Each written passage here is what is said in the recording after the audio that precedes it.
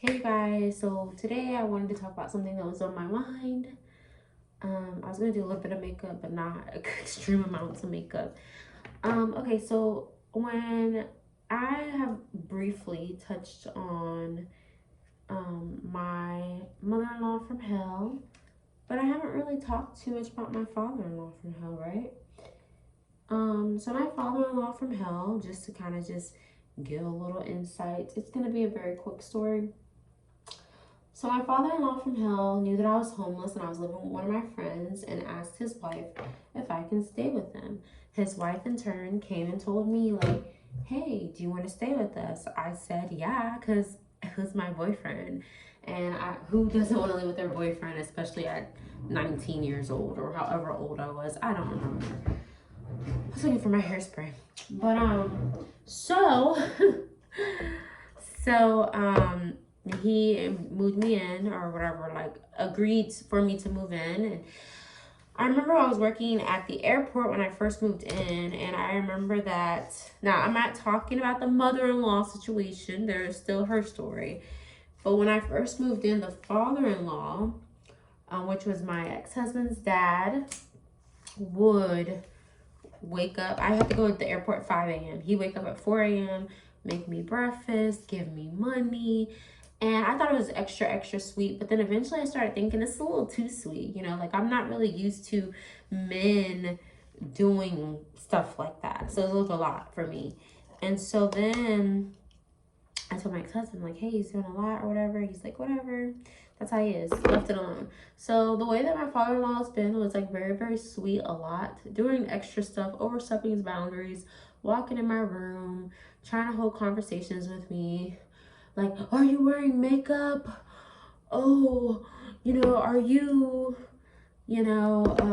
what are you wearing? Are you wearing glues? And oh, you're my daughter-in-law. He was the first person to call me his daughter-in-law, before the mother-in-law did, and I just always thought he was creepy. I was always telling my boyfriend like, hey, I get home early. He's always like, it seems like he's just outside of the room. I hear his footsteps. He stands outside the room. I don't know what he's listening for. He's like, that's just how my dad is, whatever. So I stopped going there as soon as I got off. I started to just wait until my boyfriend got home from his job. And I think my boyfriend got home at like 3 from his job. So then, so it continued for a couple of years, and I had the issues with my mother-in-law. We moved out, we ended up moving back in because of financial hardship.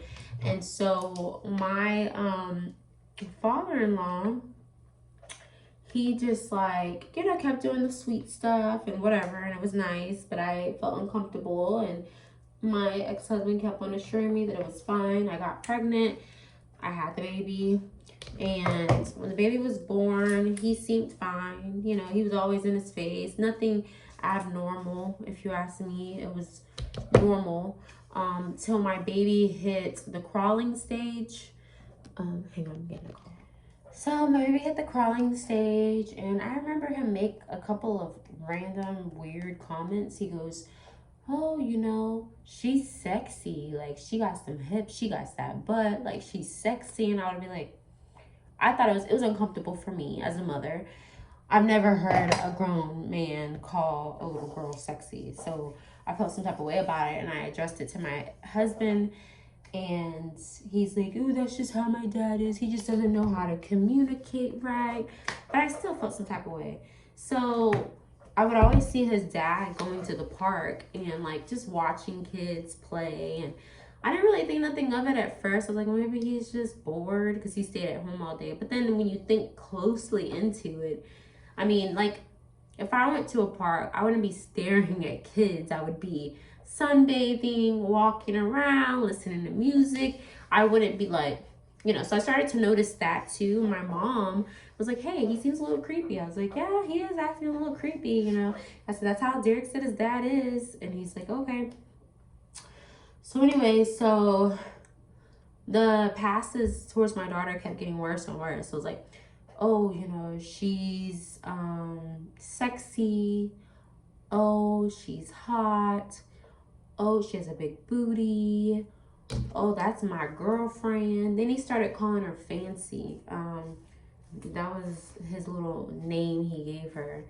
And because his dad always treated me a certain way, I felt some type of way. Like, because he was always kind of like throwing passes at me, he would hug me and accidentally touch my boob and just random shit like that.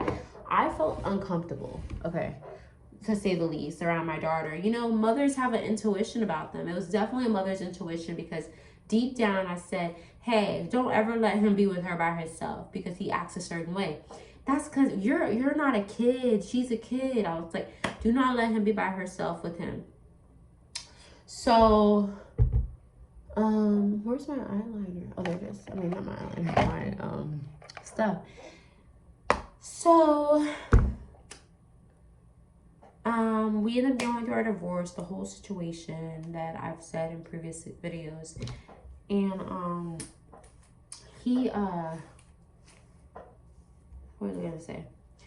So me and him separated, me and my ex-husband, and he started letting his dad watch her during the day by himself.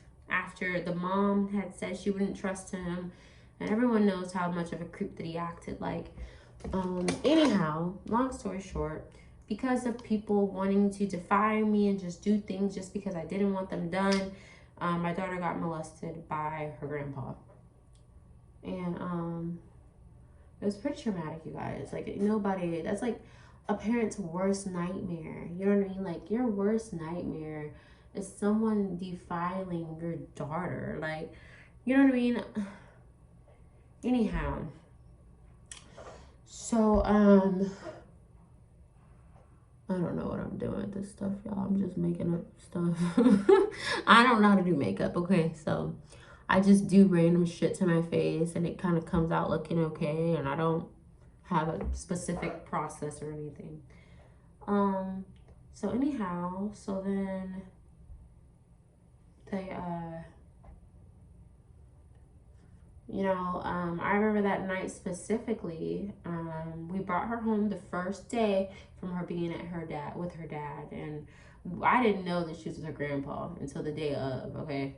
Until the day I picked her up, because I called him like, hey, I'm picking her up. He's like, no, and he was like not wanting me to pick her up, and I thought that was kind of weird. And so I was like, well, I'm on my way, I'm bound down the street. He's like, well, my dad has her. And I'm like, are you fucking kidding me? And I started crying. I mean, like, it was just the most horrible experience in my life, you guys. Now, this situation has happened more than 6 years ago, and I have told the story multiple times to where I'm kind of numb of it. I still, like, it's still traumatic, but it doesn't hurt me anymore because she's not going to ever deal with that situation again. But anyhow, so I started crying. I was like, oh my God, how could you let her be with him? I told you not to. Like, he's this, and that. And what else happened? She's like, he's this, and that. Sorry, you guys. I'm like so concentrating on my makeup. I'm like, okay. So I was like, hey, how could you let my daughter be with this man after I told you how he acts? He acts a certain way. Like, I don't feel comfortable. Like, I started boo-hooing, crying. He's like, calm down. But I was like crying because deep in my heart, I felt like something happened because this man has made so many inappropriate, like, said so many inappropriate things towards her, towards me, and was watching kids at parks. So I never trusted it. Anyhow, so I get to the house, I pick her up, he calls his dad, like, hey, she's outside. The dad brings her out. He brings her out, and she's just kind of like just sitting like all still and stuff, and you see like a tear running down her face. He's like, it's okay, Fancy, I love you, or whatever, like, don't remember what I told you, or whatever, what I taught you, and I was just kind of like, whatever. So I take her home. Nothing was going on. Like, she fell asleep in the car like she would have any other day. So later on that night, I bathe her. I took her into the bathtub and I started bathing her. And she, like, was like, ow, ow, ow, and I was like, what's wrong? And she's like, Grandpa was bumping my pee-pee. I said, what is bumping your pee-pee? And she literally grabs her fingers and like shows me, which was alarming in itself. So I went and got the camera. I started recording because I didn't want these police officers to not believe me. I knew I was calling the police, okay? I knew that this was about to happen. I wasn't about to just not do shit, okay? Because when it happened to me, nothing was done. When it happened to people in my family, nothing was done. So I'm that person that's breaking this generational curse because nothing's not gonna not be done. Something's going to be done about the situation. It's not gonna fly on my end.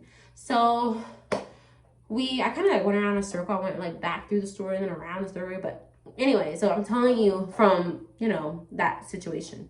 So then I go get my mom. I say, hey, she said this. I record her. We call the police. I record what she was saying about what he did because I wanted it to be on file. I called the police. Mom said that she was walking weird or something. She was like walking not normal. It was a lot, you know what I mean? So the police like, you need to take her to the emergency room right now so they can do a check on her. So I took her to the emergency room. They did a check on her. They indicated that someone did tamper with her vagina, okay? Then CPS got involved. CPS came and interviewed me, my family, his family, my ex-husband's family, and the dad, and had him go do some type of DNA test because there was DNA that they took from her. Or whatever. CPS asked me like, hey, you know, are you ever gonna let her go over there again? I said, no, never again. She will never be over there because I already told them not to have my child over there by herself, and yet they did it again. So I said she will never be over there again. Stuff like that makes you a very dominant person, you guys. I used to be such a weak person. I never spoke up for myself. I was so nervous and shy to say shit. But when something like that happened and you have to speak up for your child, I definitely spoke up for my child. So then, sorry, it's kind of hard to do makeup.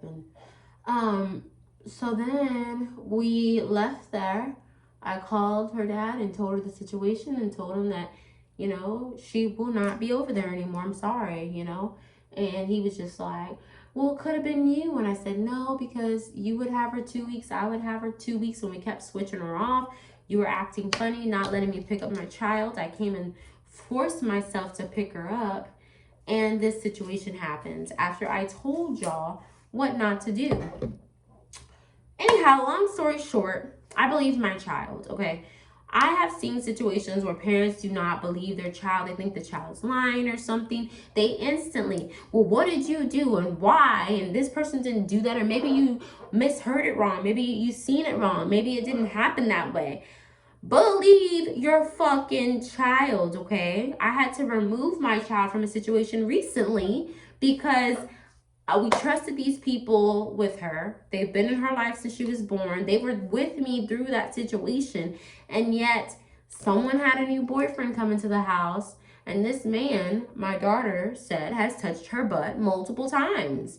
Touched her butt, kissed her on the lips, different shit. And they weren't doing anything about it. The people that she stayed with, they were like literally like defending, well, she doesn't sleep in the middle of the bed. Oh, well, she which she did sleep in the middle of the bed because I was told by the person who was putting her in the middle of the bed that she was in the middle of the bed with a grown-ass man that randomly moved into a house and a random-ass and her godmom or whatever. I am not dealing with that type of stuff anymore. I'm sorry. Like anything like that, if someone tells you do not have my child doing this and it's for their safety, don't do it. You parents, like, you need to believe in your children when they tell you shit.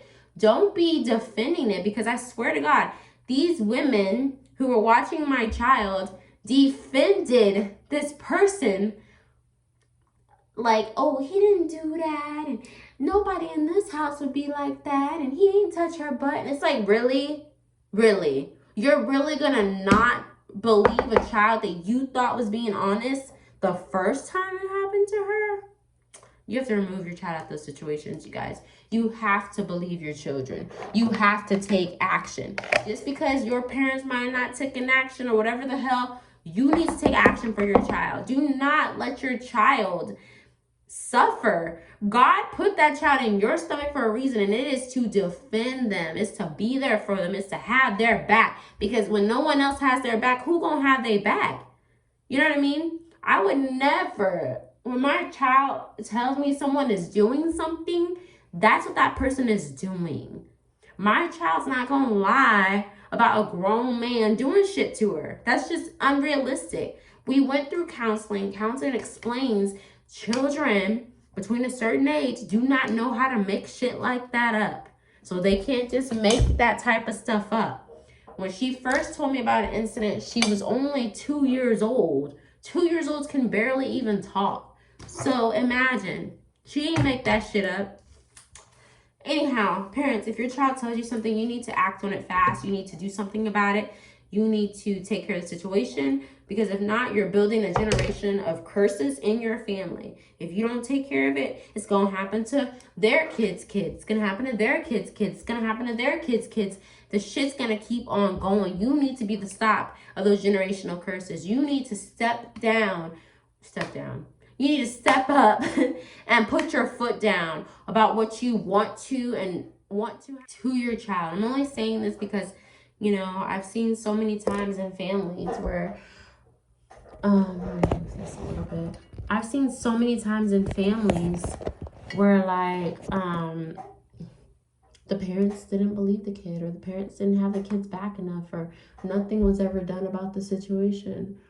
In my household, something's always going to be done about a situation. Always believe a child over a man, okay? Especially one that just got out of prison.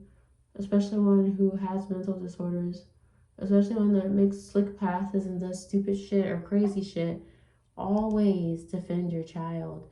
Sometimes women, y'all do whatever it takes to keep a man. Y'all have to stop. Y'all have to stop. Because if not, this shit's going to keep on going. And who knows? I mean, I don't know if you believe in heaven or hell. What is God going to do? You know what I mean? With you just bypassing something so serious and just letting your child get raped. Like, come on now.